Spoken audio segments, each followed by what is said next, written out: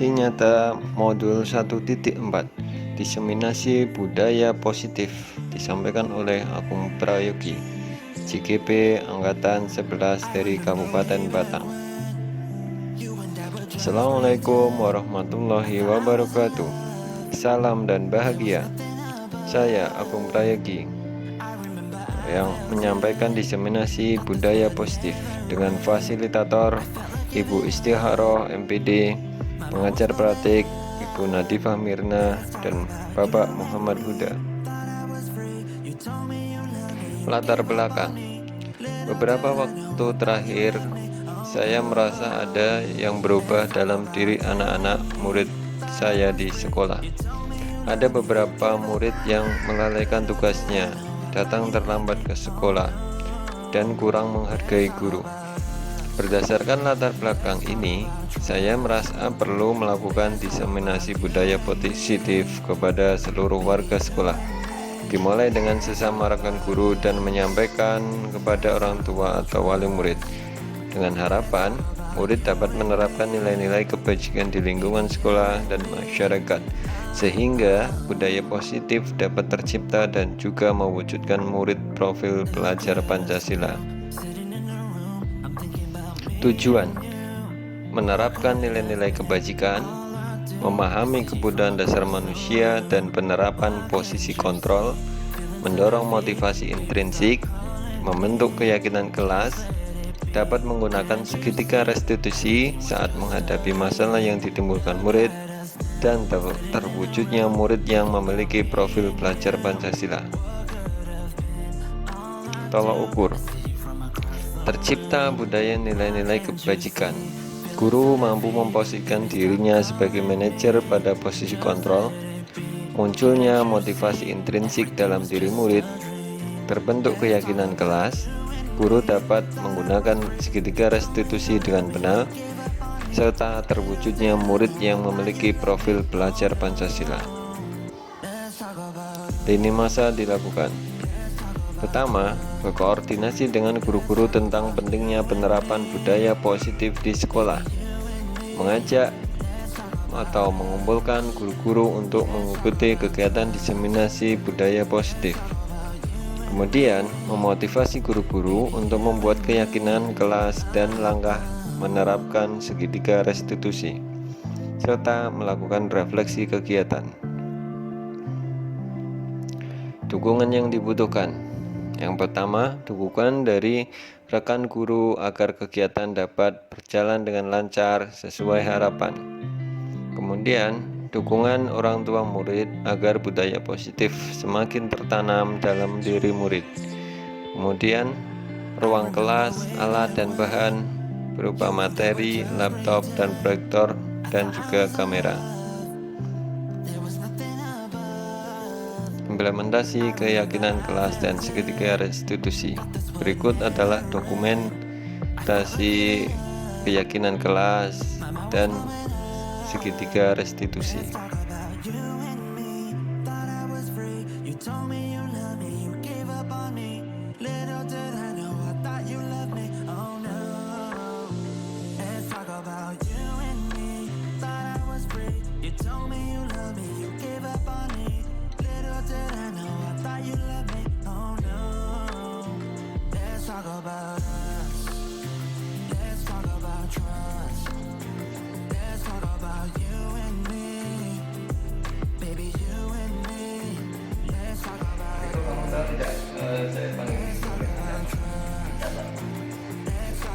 Jadi saya mendapat kabar dari kamu bahwa kamu itu kemarin menyelesaikan ya ya Pak, saya mencapai. Menurut kamu mencapai itu apakah suatu kesalahan ya Pak? Jadi kesalahan itu adalah hal manusiawi ya, setiap orang pasti bersalah. Namun yang terpenting adalah kita bisa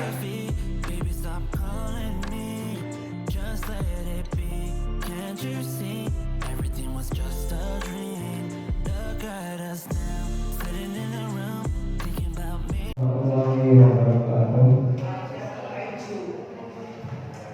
Terima kasih Bapak Ibu atas kehadirannya dalam acara diseminasi budaya positif yang tugas dari calon guru penggerak terkait aksi nyata. Ini perlu saya sampaikan sehingga tugas itu dapat terselesaikan. Sebelum kita mulai acara hari ini, mari kita berdoa sejenak agar acara hari ini bisa berjalan dengan lancar. Berdoa.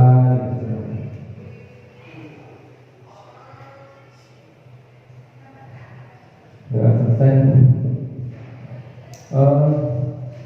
Untuk materi yang akan saya sampaikan ini terkait diseminasi budaya positif. Jadi nanti berkaitan dengan terkait sekolah juga. Jadi hal-hal yang perlu nanti mungkin ada sudah pernah kita lakukan, sudah pernah kita laksanakan, cuman nanti ada beberapa tambahan karena ini berkaitan dengan teori. Yang pertama, nah kita perlu pahami bahwa tujuan pendidikan atau menurut Ki Hajar Dewantara adalah menuntut segala kodrat yang ada pada anak agar mereka dapat mencapai keselamatan dan kebahagiaan setinggi-tingginya, baik sebagai manusia maupun sebagai anggota masyarakat. Nah, oleh sebab itu pendidik hanya dapat menuntut tumbuh kembangnya, ya. Karena kodrat itu sudah terbentuk sejak anak lahir. Nah, kita sebagai guru nanti mengarahkan, ya, memperbaiki tingkah lakunya. Untuk itu dan tumbuh sesuai kodratnya. Jadi ibarat kayak padi, kalau kita tanam gitu kan ya, nanti kalau pisang nggak mungkin akan tumbuh jagung, gitu ya, nggak mungkin karena kodratnya sudah menjadi padi, gitu kan. Cuman ketika proses tumbuh itu, nah kita agar tidak menjadi padi yang kosong, padi yang menjadi kayak nggak ada isinya, itu kita berikan perlakuan, misalnya kasih pupuk, misalnya yang diberikan air, dan itu adalah seperti halnya seperti itu. Jadi guru itu bertindak sebagai yang mengarahkan menurut Ki Hajar Dewantara. Ya, masuk ke budaya positif. Jadi budaya positif di sekolah itu yaitu nilai dan kebiasaan di sekolah yang berpihak pada murid agar mereka dapat berkembang menjadi pribadi yang kritis, penuh hormat dan tanggung jawab sesuai dengan profil pelajar Pancasila. Masih ingat di profil pelajar Pancasila itu apa aja? Belajar Pancasila, beriman dan bertakwa pada Tuhan yang Esa, dan berakhlak mulia, berkebinekaan global, gotong royong mandiri, kreatif dan bernalar kritis. Itu adalah profil pelajar Pancasila. Oke, untuk konsep utama dari budaya positif, nah ini setidaknya guru yang membudayakan budaya positif di sekolah perlu memahami atau memiliki konsep-konsep diantaranya perubahan paradigma belajar, makna disiplin positif, kebutuhan dasar manusia itu perlu kita pahami. Jadi motivasi perilaku manusia, kan? Kemudian presumsi, jadi atau nama lainnya posisi kontrol. Ini ada beberapa yang saya jelaskan. Kemudian keyakinan jelas, dan yang terakhir adalah segitiga restitusi. Nah, ini semua nanti akan kita bahas satu persatu. Yang pertama, perubahan paradigma belajar. Nah, dalam membangun budaya positif, sekolah dapat menyediakan lingkungan yang positif, aman, dan nyaman agar siswa mampu berpikir, bertindak, dan mencipta dengan merdeka, mandiri, dan bertanggung jawab. Disiplin sangat berkaitan dengan kontrol guru terhadap siswa. Nah, karena ini pembuktian romantik yang coba kita lakukan ya. Anda dan depan Anda akan melakukan kegiatan coba buka. Anda adalah pelajaran A, tugas Anda adalah mengepalkan salah satu tangan Anda. Coba Anda bayangkan bahwa Anda menyimpan sesuatu yang sangat berharga di dalam kepalan tangan Anda. Jadi nanti salah satu tangannya mengepal, ya. Anggap bahwa tangan itu ada sesuatu yang berharga, ya. Kemudian Anda perlu menjaga benda tersebut sekuat tenaga karena begitu pentingnya untuk kehidupan Anda. Nah, tugas B atau rekannya sebelahnya adalah mencoba dengan segala cara untuk membuka kepala tangan Anda. Teman Anda B boleh membujuk, boleh menghardik, boleh mengintimidasi, memarahi, menggoda, menggelitik, bahkan menawari Anda uang agar Anda bersedia membuka kepala tangan Anda. Nah, coba Bapak Ibu lakukan. Jadi yang satu ngepel, yang satu mencoba membuka. Jadi kepala ini ibarat punya harga sesuatu yang sangat berharga. Nah, itu coba dipraktekkan. Monggo coba Pak Duto dan Pak Diki dikerjakan aja biar lebih ya simulasi. Ya misal di sini Pak, di sini. Pak Duto yang mengepal, Pak Rifki yang membuka. Itu caranya Pak Rifki membuka seperti apa? Pak Duto mengepal dengan sekuat tenaga.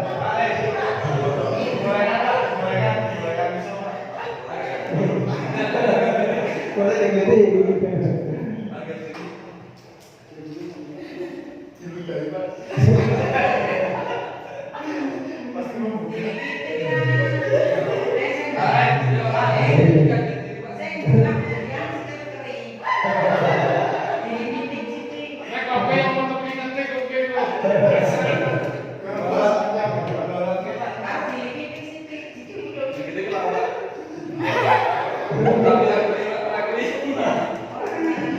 Oke, terima kasih. Nah, pertanyaannya, apakah Anda mau membuka kepala tangan? Nah, mengapa dan apa alasannya? Kira-kira apa? Kemudian, apakah Anda tetap mengembangkan tangan dan mengapa dan apa alasannya? Jadi, kalau membuka alasannya apa? Kalau tetap mengembangkan itu alasannya apa? Dalam pikiran ini, siapa yang memegang kendali atau kontrol untuk membuka dan menutup kepala tangan? Kira-kira siapa Bapak Ibu? Yang membuka atau yang mengepal? Yang mengepal. Jadi ini ada berbagai konsep. Jadi konsepnya ini berkaitan terkait dengan kontrol, ya, kontrol guru terhadap siswa. Nah, yang berharga ini yang punya diri sendiri, ya kan? Kita berusaha sekuat tenaga untuk membuka kepala itu karena kita ingin memiliki, gitu kan, ya? Ini dari Dr. William James dalam teori search theory meluruskan beberapa miskonsepsi tentang makna kontrol. Yang pertama ada ilusi guru mengontrol murid, kemudian ilusi bahwa semua penguatan positif efektif dan bermanfaat, kemudian ilusi bahwa kritik dan membuat orang merasa bersalah dapat menguatkan karakter. Yang terakhir, ilusi bahwa orang dewasa memiliki hak untuk memaksa. Ilusi.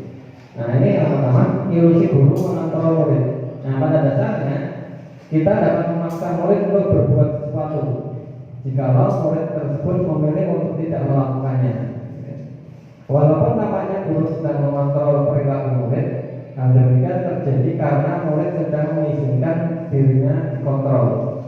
Saat itu bentuk kontrol guru menjadi kebutuhan dasar yang diberi murid tersebut. Nah, kalau teori kontrol menyatakan bahwa semua perilaku itu memiliki tujuan. Nah, bahkan terhadap perilaku yang tidak disukai. Nah, seperti halnya kalau kita di kelas, kita mengontrol murid itu sedemikian sehingga hal yang kita tuju bisa terlaksana.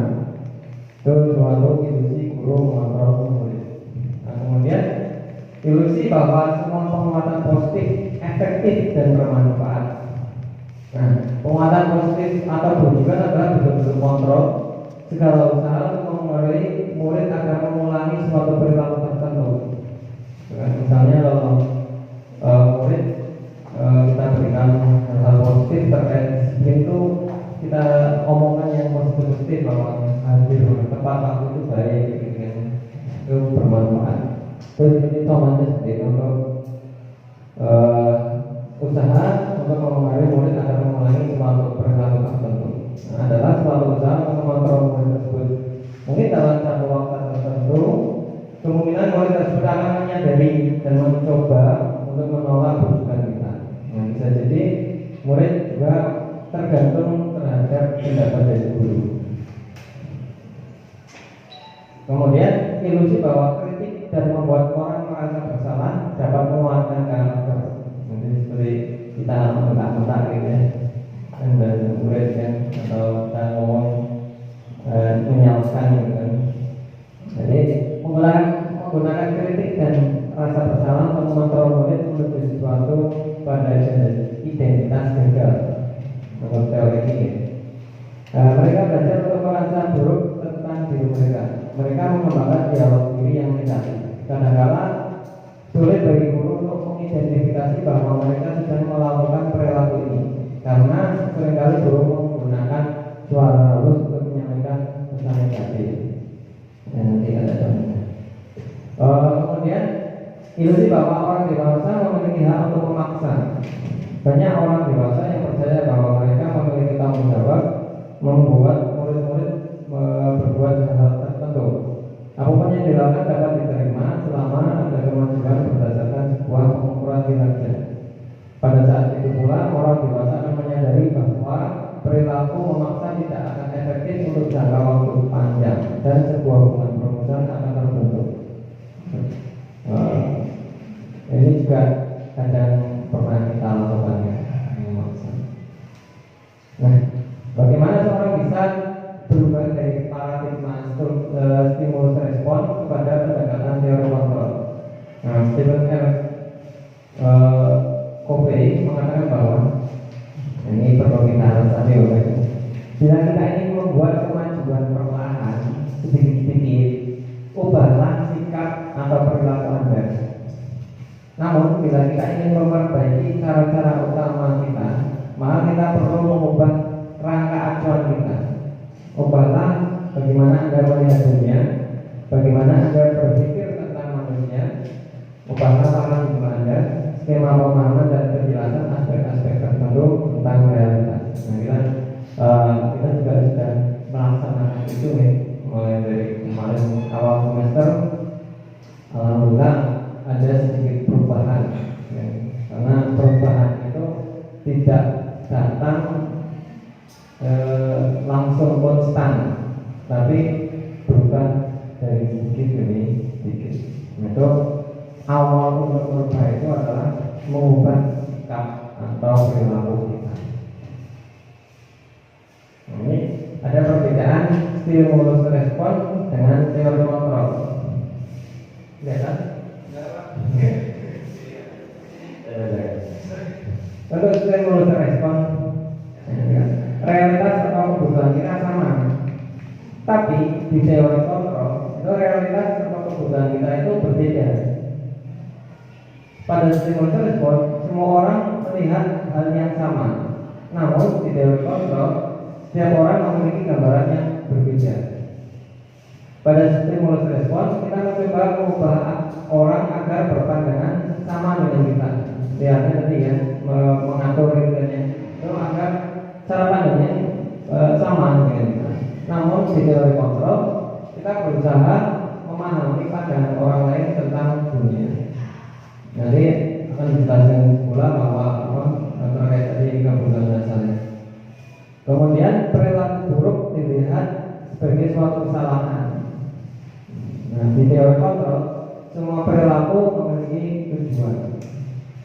Orang lain bisa mengontrol saya pada stimulus respon, tapi di teori kontrol hanya Anda yang bisa mengontrol diri Anda. Kemudian yang stimulus respon, saya bisa mengontrol orang lain. Ya, tapi di teori kontrol Anda tidak bisa mengontrol orang lain.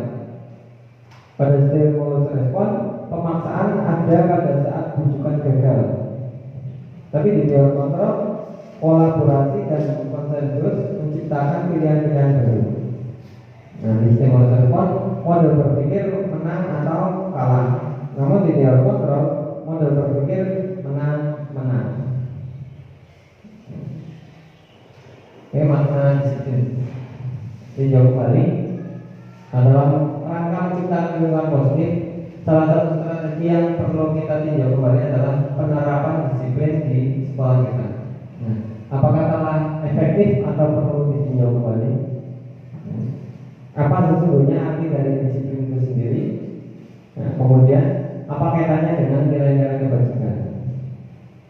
Nah, coba kita tanyakan pada diri kita sendiri, bagaimana kita berperilaku, mengapa kita melakukan segala sesuatu, apakah kita melakukan sesuatu karena adanya dorongan dari lingkungan atau ada dorongan dari orang lain. Terkadang kita melakukan sesuatu karena kita menghindari rasa sakit atau ketidaknyamanan. Terkadang kita juga melakukan sesuatu untuk mendapatkan apa yang kita mau. Nah, pernahkah Anda melakukan sesuatu untuk mendapat senyuman atau pujian dari orang lain, untuk mendapatkan hadiah, atau mendapatkan uang, atau apa kira-kira alasan orang tersebut melakukan hal itu?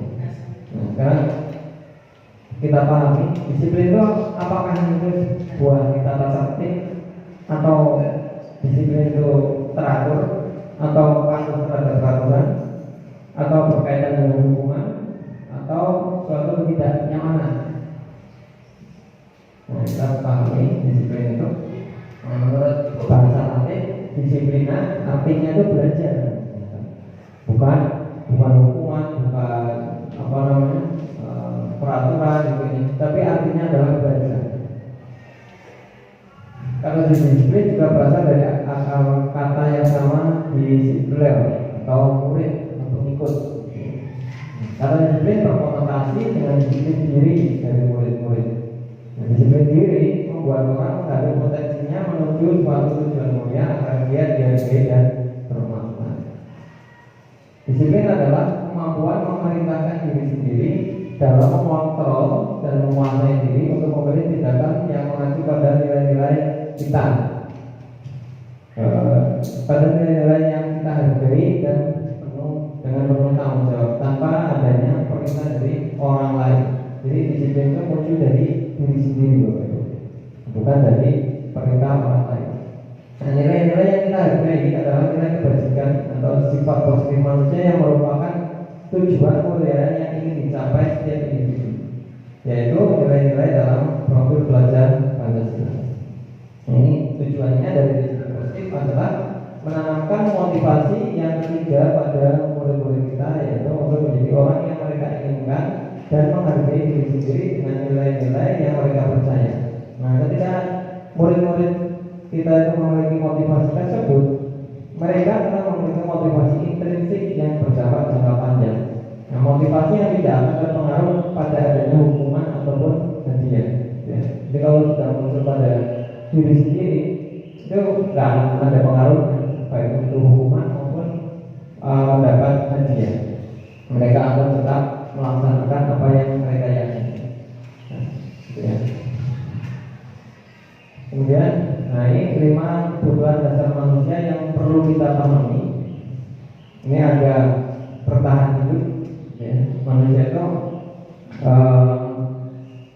pada dasarnya itu ya, punya kehidupan kebutuhan hidup ya, untuk bertahan hidup. Jadi kebutuhan yang bersifat fisiologis, misalnya sehat, ya, makanan, rumah, itu adalah kebutuhan dasar manusia yang pertama. Kemudian yang kedua itu kasih sayang dan rasa diterima. Jadi setiap orang itu pasti ingin yang namanya disayangi dan diterima. Hubungannya dan koneksi sosial, jadi di masyarakat maupun di keluarga itu kan pasti ingin ya rasanya kita terima. Kemudian bebas ya. Setiap manusia juga pasti ingin bebas gitu kan.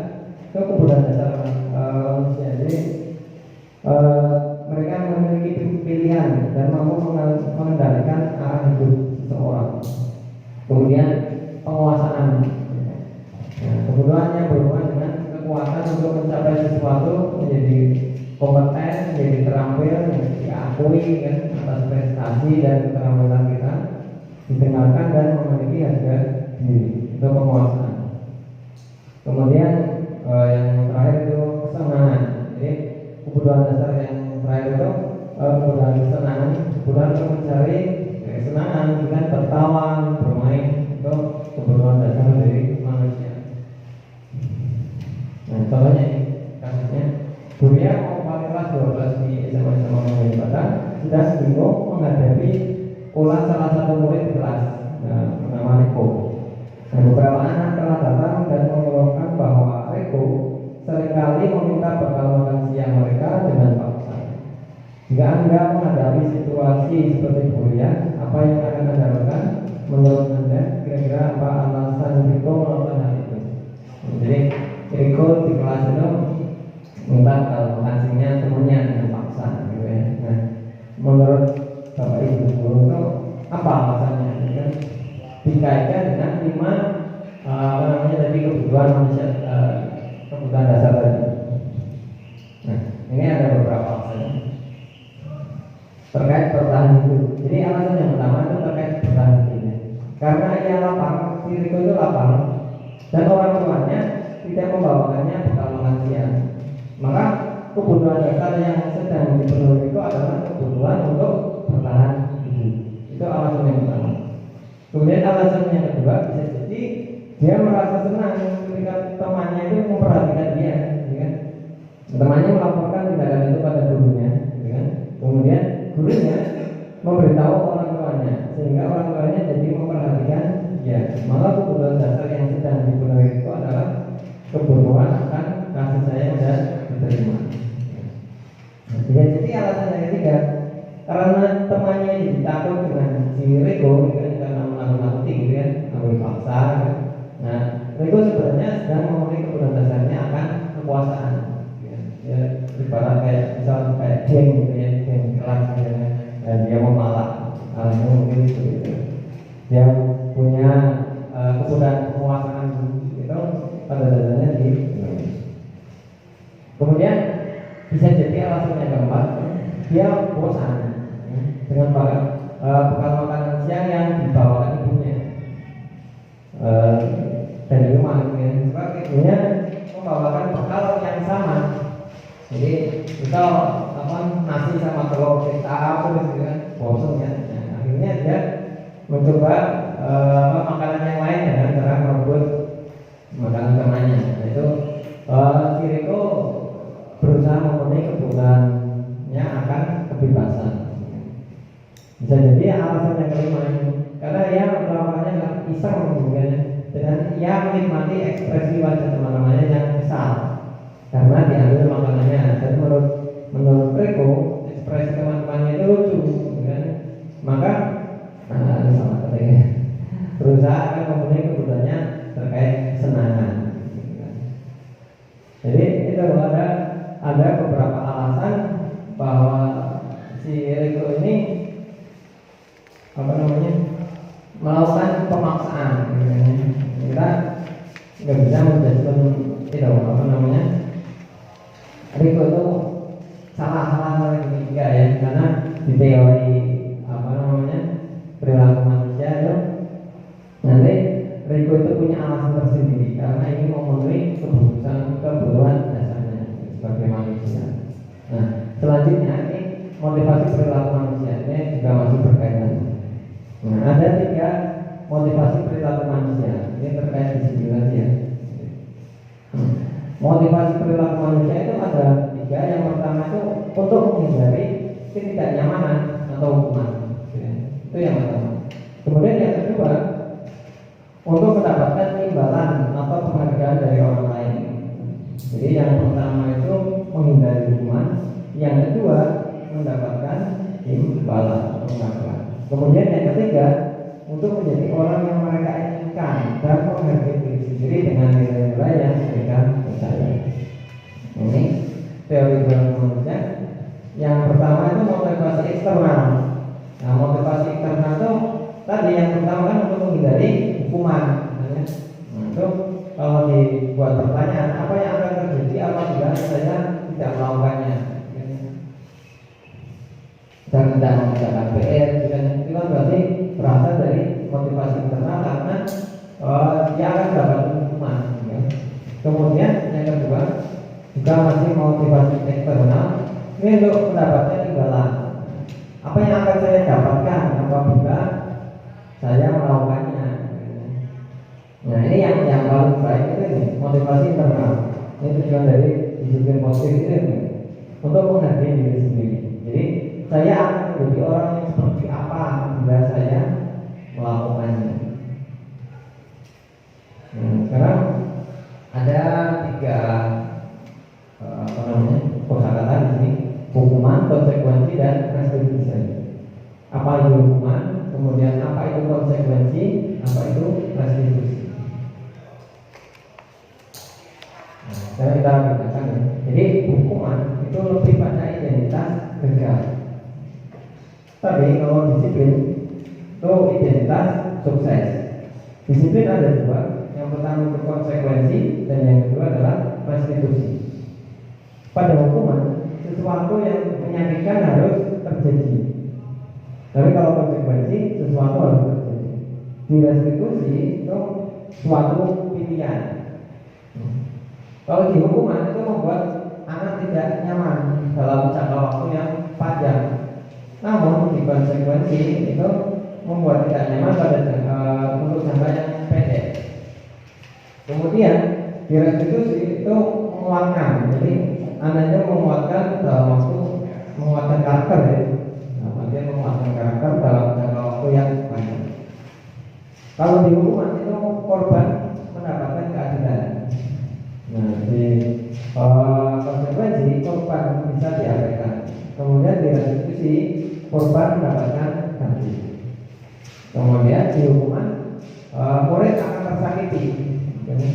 Kalau konsekuensi murid dibuat tidak nyaman. Kemudian pada restitusi murid mendapatkan penguatan. Kemudian di hukuman perilaku pasif agresif meningkat. Kalau di konsekuensi penguatan hanya bertahan dalam jangka waktu pendek. Restitusi masalah terpecahkan. Hukuman sistem tidak akan berjalan bila murid tidak takut. Konsekuensi memerlukan monitoring supervisi terus menerus dari guru.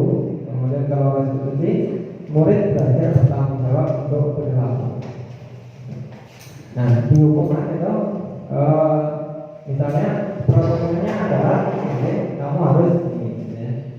Tapi konsekuensi apa peraturannya? Maukah kamu melakukannya? Terima kasih. Kalau tidak restitusi, apa yang kamu yakini? Apa yang bisa kamu lakukan untuk memperbaiki masalah? Kalau di hukuman itu sifatnya lebih negatif. Kalau konsekuensi itu netral. Positif itu kalau restitusi itu membawa lebih ke positif. Nanti kita bedakan. Nah, sekarang coba kita bedakan. Mencatat 100 kali di dalam buku kalimat. Saya tidak akan terlambat lagi karena terlambat itu. Menurut Bapak Ibu, hukuman atau konsekuensi? Mencatat 100 kali di dalam buku kalimat. Saya tidak akan terlambat lagi nyambut. Kira-kira hukuman atau konsekuensi? Konsekuensi atau hukuman? Nah itu ya. Nah ternyata jawabannya adalah konsekuensi. Ya. Kita kembali lagi ke tadi. Jadi intinya di hukuman itu membuat anak tersakiti. Tapi kalau konsekuensi itu membuat tidak nyaman, ya, terkait kuncinya. Nah sekarang lari mengelilingi lapangan basket 2 kali karena terlambat hadir di sekolah. Apa kira-kira?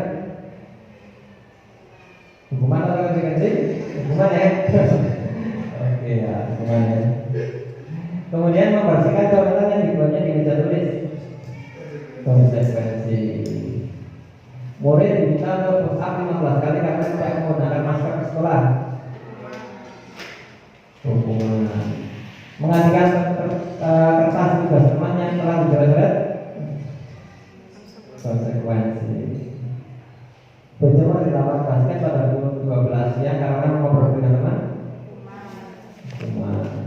Murid diminta bertelanjang kaki sepanjang hari karena tidak menggunakan sepatu warna hitam sesuai peraturan sekolah. Hukuman.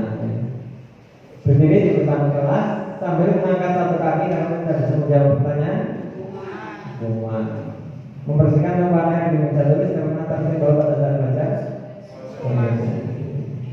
Kehilangan 10 menit jam istirahat dengan mengerjakan tugas karena terlambat datang dan tertinggal pelajaran selama 10 menit. Nah itu adalah contoh dari hukuman dan konsekuensi. Jadi contoh gitu. Nah sekarang kita ke kasus IPA kurang menguasai pelajaran matematika sehingga pada saat pelajaran tersebut berlangsung dia lebih banyak berdiam diri atau menggambar di buku pelajarannya. Nah pada saat guru matematikanya Pak Seno menanyakan pertanyaan IPA menjadi buku. Jadi ditanya IPA menjadi buku. Tak sengaja menjatuhkan tasnya dari kursi. Tiba-tiba pada saat tiba-tiba menjadi gagap pada saat berupaya menjawab. Seluruh kelas pun tertawa melihat perilaku IPA yang berbicara tergagap dan terkejut tersebut. Pak Zeno pada saat itu membiarkan teman-teman IPA menertawakan IPA yang tergagap dan malu luar biasa, dan malahan minta IPA untuk maju ke depan dan berdiri di depan kelas sambil menunjuk hidungnya karena tidak bisa menjawab pertanyaan Pak Zeno. Kelas semakin gaduh dan anak-anak pun tertawa melihat IPA di depan kelas memegang ujung hidungnya. Nah pertanyaannya, apakah Anda setuju dengan tindakan Pak Zeno terhadap IPA? Mengapa? Setuju kan? Tidak. Kenapa?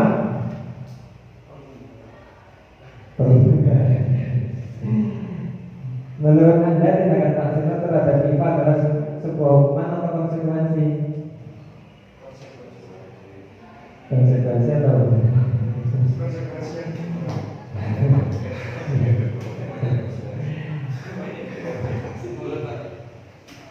hukuman atau konsekuensi berapa? Hukuman atau konsekuensi? Hukuman. Ya. Nah sekarang perbedaan agak ngobrol ya. Hukuman dan konsekuensi tadi sudah dijelaskan ya, seperti lebih kepada membuat anak sakit fisik maupun hati itu jangka waktu yang panjang. Tapi kalau konsekuensi membuat anak merasa tidak nyaman dalam jangka waktu pendek. Nah, hukuman anak membenci kedisiplinan, konsekuensi anak menghargai disiplin. Hukuman kepaksaan, ketika konsekuensi stimulus tanggapan. Hukuman mendorong anak menyakiti diri sendiri, konsekuensi mendorong anak agar mudah menyesuaikan diri. Konsep diri yang buruk hukumannya. Kalau konsekuensi konsep diri yang baik. Di hukuman anak belajar untuk menyembunyikan kesalahan, sering berbohong. Tapi kalau konsekuensi anak belajar untuk mematuhi peraturan. Nah hukuman membuat anak marah, merasa bersalah, dipermalukan, dan merasa tidak dihargai. Tapi kalau konsekuensi kehilangan hak, dibuat tidak nyaman, diasingkan untuk sementara. Kemudian restitusi posisi atau posisi kontrol dulu. Nah, ini ada 5 posisi kontrol dulu. Yang pertama, guru sebagai penghukum, guru sebagai pembuat merasa bersalah, guru sebagai teman, guru sebagai pemantau, dan guru sebagai manajer. Nah, kita pahami satu-satu. Guru sebagai penghukum, berarti posisi kontrol ini masih diterapkan oleh beberapa guru dengan menganggap bahwa hukuman itu mempercepat penyelesaian masalah tanpa memikirkan dampak buruk yang ditimbulkan. Seorang penghukum biasanya melontarkan pertanyaan-pertanyaan menyakiti disertai gestur menunjuk-nunjuk, menghakik, dan mata melotot. Persis ya. Dalam posisi kontrol tersebut, murid dapat menjadi pendendam, pemberontak, dan menyalahkan orang lain. Tanpa lebih buruknya, murid akan mengalami keterpurukan mental, turunnya rasa percaya diri dan kesedihan yang berkelanjutan. Kemudian, guru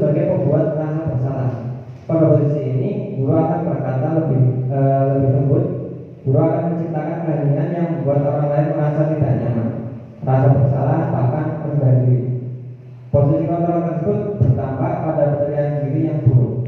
Murid akan merasa bersalah dan tidak menghargai.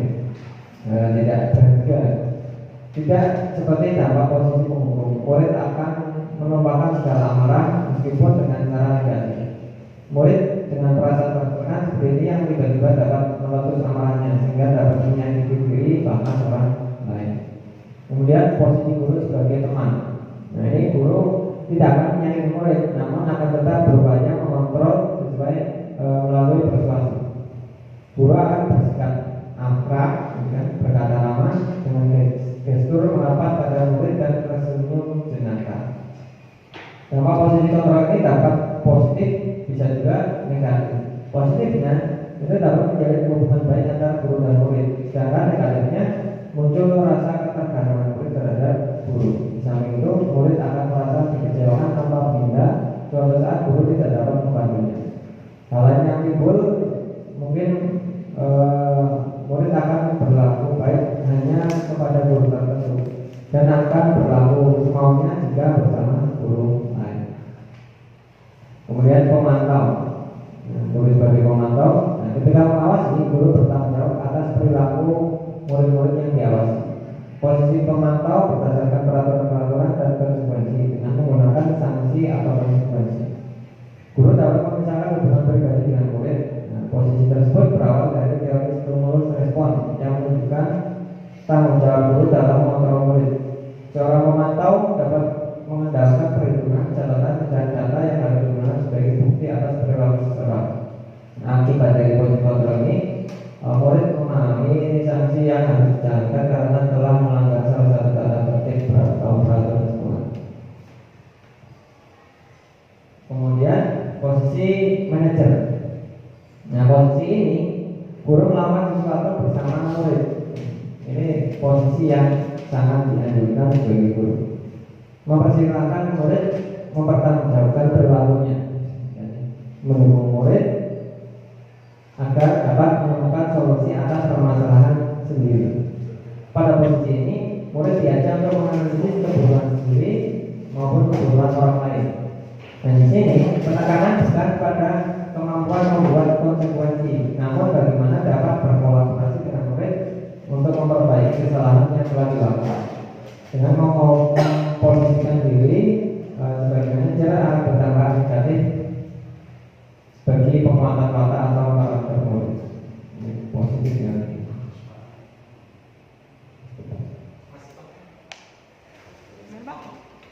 Masih ya? Nah, ini pertanyaan. Saya kecewa sekali dengan kamu. Nah, ini orang yang mengatakan itu pembuat orang merasa bersalah. Ya. Saya tidak pernah benar melakukannya. Kamu tidak benar melakukannya, penghukum. Ya. Kalau teman yang mengatakan, ayolah lakukan dari ibu atau bapak. Ini sebagai teman. Kemudian kalau pemantau, apakah kamu mau mendapatkan stiker bintang hari ini? Kalau manajer tidak lagi. Bagaimana kamu bisa menyelesaikan masalah ini? Dia lebih ke menanyakan kembali, mencari solusi bersama itu kalau manajer. Kemudian kalau penghukum, kamu selalu yang paling terakhir. Ini nggak ada. Jadi intinya. Nah, dari 5 posisi kontrol ini, itu yang paling dianjurkan sebagai guru itu sebagai posisi manajer. Kalau penghukum itu akan membuat anak tersakiti gitu ya. Jadi ujung-ujungnya nanti hasilnya akan memberontak, menyalahkan orang lain, atau bisa juga nanti berbohong. Kalau membuat rasa bersalah, nanti akibatnya akan menyembunyikan, menyangkal, berbohong juga. Kalau sebagai teman, nanti akan saling bergantung. Kalau teman, kalau nanti menyesuaikan diri bila diawasi. Kalau tidak diawasi, ya berbuat seenaknya lagi. Ya. Kalau manajer itu nanti akan menguatkan pribadi atau karakter si anak. Sekarang pertanyaannya, posisi kita sebagai apa selama ini?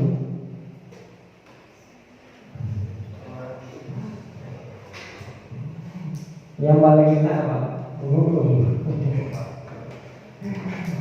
Tapi sebenarnya apa namanya, teori-teori itu mengarahkan untuk sebagai manajer ya, karena emang sebenarnya bagus ya, cuman karena kebiasaan kita menjadikan apa, kita ingin kayak dia menyamakan sudut pandang ya, jadi lebih mungkin ke arah menghubung. Nah, keyakinan kelas. Nah, kenapa keyakinan kelas bukan peraturan kelas? Ya. Keyakinan kelas itu lebih ke hal-hal yang positif ya. Tapi kalau peraturan kelas kan lebih bersifat memaksa. Kalau keyakinan kelas itu lebih pada apa yang kita yakini muncul dari diri sendiri. Tapi kalau peraturan kelas itu muncul dari eksternal. Nah, jadi keyakinan kelas adalah nilai-nilai kebajikan atau prinsip-prinsip universal umumnya yang disepakati bersama, lepas dari perbedaan dari agama, suku, negara, dan bahasa. Menurut Gosen, suatu keyakinan akan lebih memotivasi seseorang dari dalam atau intrinsik ya. Seseorang akan lebih bersemangat untuk menjalankan keyakinannya daripada hanya sekedar mengikuti peraturan. Itu. Nah, perannya ini guru berperan dalam mewujudkan terbentuknya keyakinan sekolah atau kelas dengan adanya kesepakatan antara guru dan murid. Kemudian keyakinan sekolah atau kelas berupa pernyataan-pernyataan universal yang mudah diingat dan dipahami dan harus diterapkan di lingkungan sekolah.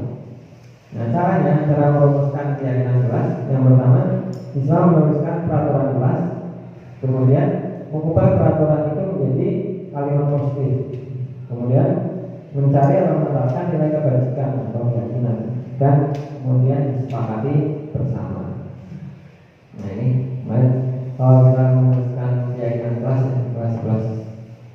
ini contohnya, misalnya kebersihan, ya, disiplin, kesopanan, gotong royong, ya, pembelajaran yang menyenangkan. Ini suatu keyakinan kelas. Dengan sebaliknya diyakini setiap siswa, sehingga apa yang awalnya sebuah peraturan yang mana itu bersifat memaksa, namun dibuat sebagai keyakinan kelas, itu adalah muncul dari diri sendiri atau secara intrinsik. Nah, bagaimana segitiga garis definisi ini berkaitan dengan bagaimana cara penanganan kita terhadap siswa yang bermasalah. Ya. Jadi proses menciptakan kondisi bagi murid untuk memperbaiki kesalahan mereka, sehingga mereka bisa kembali pada kelompok mereka dengan karakter yang lebih kuat. Nah, melalui restitusi, guru dapat membantu murid menjadi lebih memiliki tujuan, ya, disiplin positif, serta memulihkan dirinya setelah berbuat salah. Kemudian membantu murid untuk jujur pada diri sendiri dan mengevaluasi dampak dari kesalahan yang dilakukan, serta memberikan penawaran, bukan paksaan. Ya. Jadi tahapannya menstabilkan identitas, validasi, kemudian ini validasi misalnya menyampaikan untuk menstabilkan identitas, kemudian validasi tidak ada yang salah, kemudian menanyakan keyakinan. Nah, apa itu menstabilkan identitas? Menstabilkan identitas itu dilakukan berdasarkan prinsip bahwa membuat kesalahan adalah bagian dari proses pembelajaran yang nantinya akan menggeser identitas gagal ke arah identitas sukses. Nah, contohnya ini, ya, kalimat-kalimat yang bisa kita tanyakan ke murid, berbuat salah itu hal manusiawi, tidak ada manusia yang sempurna. Kita pasti bisa menyelesaikan permasalahan ini. Kemudian Bapak Ibu tidak tertarik untuk mencari tahu siapa yang benar, siapa yang salah. Bapak Ibu lebih tertarik untuk menyelesaikan masalah. Kemudian dan juga kalau kamu menyalahkan dirimu sendiri, terus menerus, apakah kamu bersikap baik pada dirimu sendiri? Itu artinya kita masih menstabilkan identitas. Proses ini nggak harus urut. Jadi yang kedua itu validasi tindakan yang salah. Ini dilakukan berdasarkan prinsip bahwa setiap perilaku berupaya memenuhi suatu kebutuhan tertentu, sehingga guru atau orang tua akan bergeser dari pemikiran stimulus respon menjadi proaktif, serta akan lebih mengenali dan mengakui kebutuhan murid atau anak. Nah ini contohnya, kamu pasti punya alasan mengapa melakukannya. Apa yang menyebabkan kamu? Kamu boleh tetap berusaha menjaga sikap itu, tapi tambahkan sikap yang lain yang baru. Atau maukah kamu belajar cara lain untuk mendapatkan yang kamu butuhkan tanpa harus memukul? Misalnya nanti kamu perkelahian. Nah dan yang terakhir itu menanyakan keyakinan. Menanyakan keyakinan dilakukan dengan memberi pertanyaan-pertanyaan bermakna kepada murid atau karena untuk memunculkan motivasi secara intrinsik sehingga mampu mengaitkan keyakinannya dengan tindakannya salah. Nah, contohnya, apa nilai yang kita percaya di sekolah kita? Nilai-nilai apa yang telah kita sepakati? Kelas yang ideal itu seperti apa sih? Kamu ingin jadi anak seperti apa? Atau apa yang kamu rasakan ketika kamu melakukan itu? Kamu menjadi orang yang seperti apa? Ini kemarin saya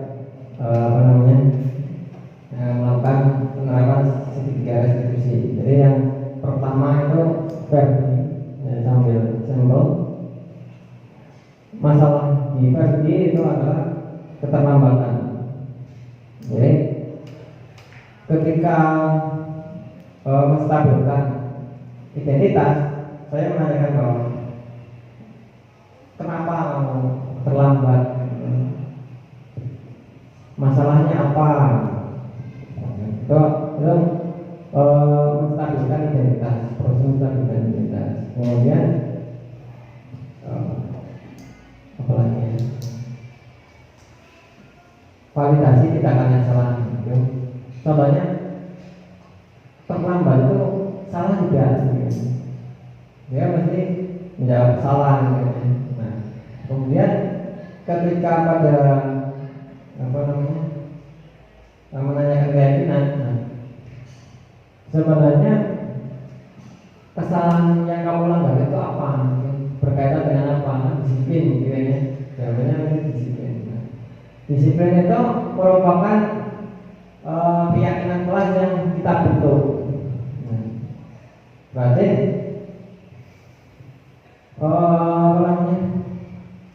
dia telah melanggar keyakinan kelas itu yang telah disepakati bersama.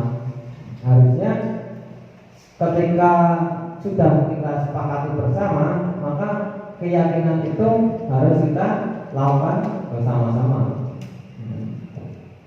Contoh lagi yang sudah kita lakukan bersama, bahwa kemarin di rapat sudah kita yakini bahwa merokok, kita sepakati bersama ya, merokok di lingkungan sekolah, itu dianggap hal yang negatif, jika ada beberapa konsekuensinya.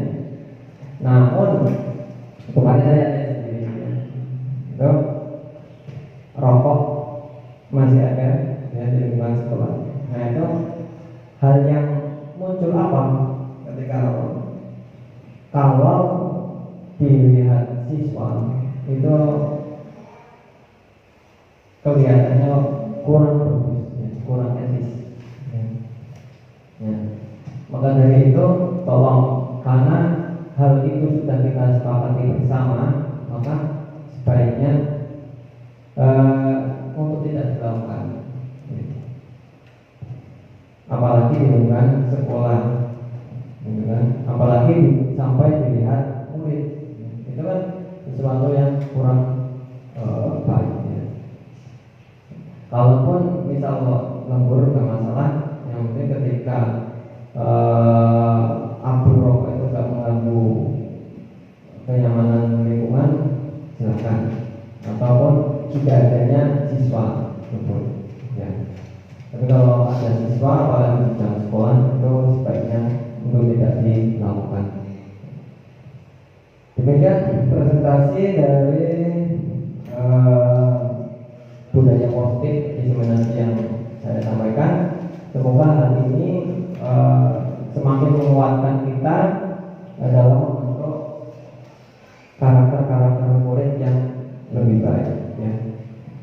Sebelum kita menerapkan pada murid, tentu kita terapkan dulu pada diri kita, ya. Kita perbaiki dulu diri kita, sehingga nanti ketika murid itu melihat bahwa ada perubahan yang signifikan pada diri kita, ya, tentu siswa akan otomatis mengikuti, ya.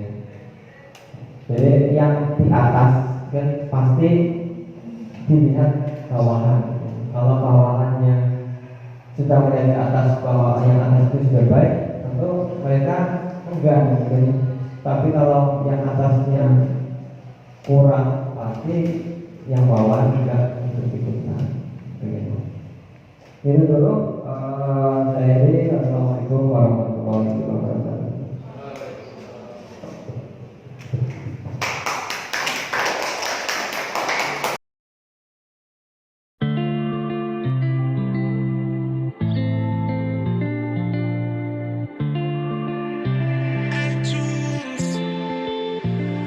I remember way back when you and I were just pretend. I thought I was in love, there was nothing above. I remember I felt it, thought this would never end. I felt like giving up, my mind was blowing up. Let's talk about you and me, thought I was free. You told me you love me, you gave up on me. Little did I know, I thought you loved me. Oh no. Let's talk about you and me, thought I was free. You told me you. Di mana ada kemerdekaan, di situ harus ada disiplin yang kuat. Sungguh disiplin itu bersifat self-disiplin, yaitu kita sendiri mewajibkan dengan sekeras-kerasnya. Dan peraturan yang sedemikian itu harus ada di dalam suasana yang merdeka. Ki Hajar Dewantara.